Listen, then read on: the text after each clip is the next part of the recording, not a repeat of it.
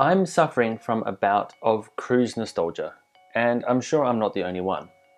Like many of you, I've been extremely lucky to be able to cruise as often as I have in the past. A cruise holiday has many things to recommend. The opportunity to see the world without needing to pack and unpack all the time. Food available 24/7, usually at no extra cost. Visiting new and exciting destinations. And that amazing feeling that you get when the ship lets go the lines and you set sail out to sea. But as the international cruise pause continues to stretch on, for the majority of us, a cruise holiday remains something that we can only dream about, or in this case, reminisce about. And in daydreaming about my previous cruise experiences, I've narrowed it down to 5 things that I miss most about cruising.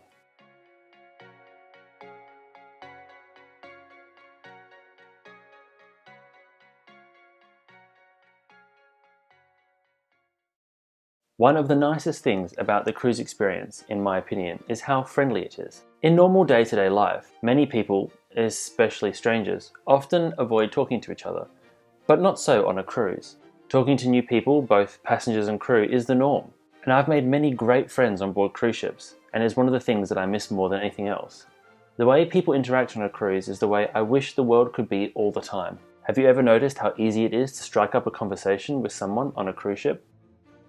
And I'm not referring to an impersonal hello to people you pass in the corridor, but getting into a proper chat with people that you've never met before, about almost anything, from the ports you have visited, to the food that you've eaten, to the fact that the emergency alarm went off in the middle of the night before and couldn't be switched off. Yes, that actually happened. There's something about cruising that seems to break down our barriers and encourage people to interact almost like they are children again. Friendly and without self-consciousness. Cruise ships are one of the only places on Earth where strangers will speak to each other in the lifts or elevators rather than staring awkwardly at the floor. And it's wonderful. The food is a huge part of the cruise experience. Most ships offer multiple dining options, including a formal restaurant, a buffet restaurant, and room service. Some ships also have additional formal and informal dining options, sometimes included in the cruise booking price, and sometimes at an additional charge. The cruise food experience is decadent. It's an experience unto its own, and it's an opportunity for feasting, and being the center stage of your own culinary extravaganza. The ceremony of it all, multiple courses in the formal dining rooms, the excitement of the midnight buffet, and the opportunity to begin your day with breakfast in bed. It is as if the very fact of being on a cruise gives us leave to revert to our childhood and eat as if there was no tomorrow. Dessert? At both lunch and dinner? Why, of course, it's a holiday. And the best part, for cruise passengers at least, is that there's no dishes to do afterwards. A huge part of the joy of cruising, to me, is seeing new places, and that amazing experience of coming into or going out of a port, especially when it's a celebration. Like so many of you, I've had the good fortune to be able to travel on many different voyages and visit many different places around the world.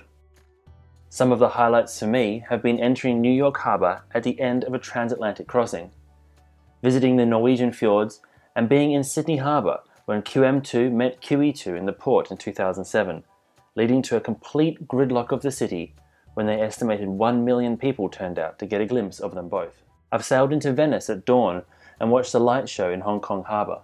I've snorkeled off Grand Cayman with the anchored enchantment of the seas visible in the distance, and been on board QE2 when Albany fired a cannon in honor of our arrival. Don't worry, it was a blank. I'm looking forward to many more travel experiences when things improve. Where are you planning to go when cruising resumes?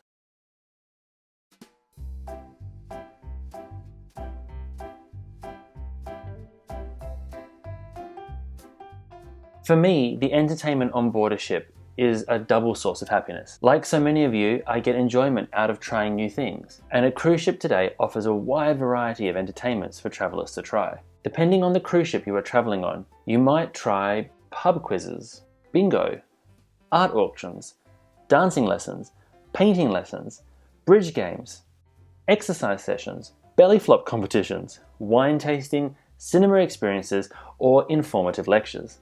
The last is my personal favourite, since it's what I do. In the past, I have regularly given lectures on board Cunard, P&O UK and P&O Australia ships, speaking about maritime history. With the pandemic shutting down cruising, I've not presented a lecture since March and I miss it a lot. What's your favourite thing to do on board a cruise ship? Share your cruise nostalgia in the comments below. The thing I think I miss most about cruising is, well, everything. It's that feeling, that special, not quite definable feeling that you get from being on board a ship. It's made up of everything about the cruise experience, from researching and booking to the anticipation before you depart, packing, traveling to the ship, boarding, finding your cabin, exploring the vessel, checking out the daily activities, the whistle sounding as a ship leaves port.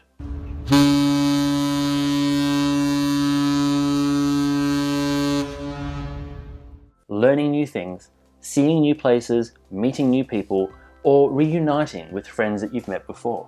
It's the excitement of the journey, the excitement of the holiday. It's also the peace, the ability to unwind and relax, the serenity that can be found on deck in the evening when most of the entertainment has moved inside and you can just hear the hum of the engines and the lapping of the ocean on the hull of the ship while you look up at the stars.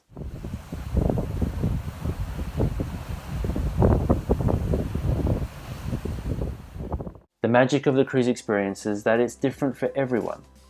Yes, my friends, cruise nostalgia is a thing, and if you're feeling it too, you're not alone.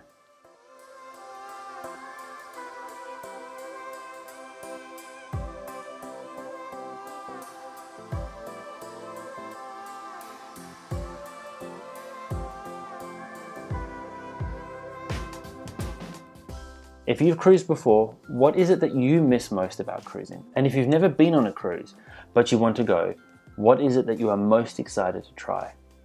Leave a comment below and let's get a conversation started and share your cruise nostalgia or what you're looking forward to about cruising when it's safe to do so again. I hope you enjoyed this little walk down memory lane and a bit of cruise nostalgia during this difficult year. If you found the video interesting, please don't forget to give it a like and share and subscribe so you don't miss future videos. Thanks once again for watching, and when it's safe for us to travel again, I hope to see you on board.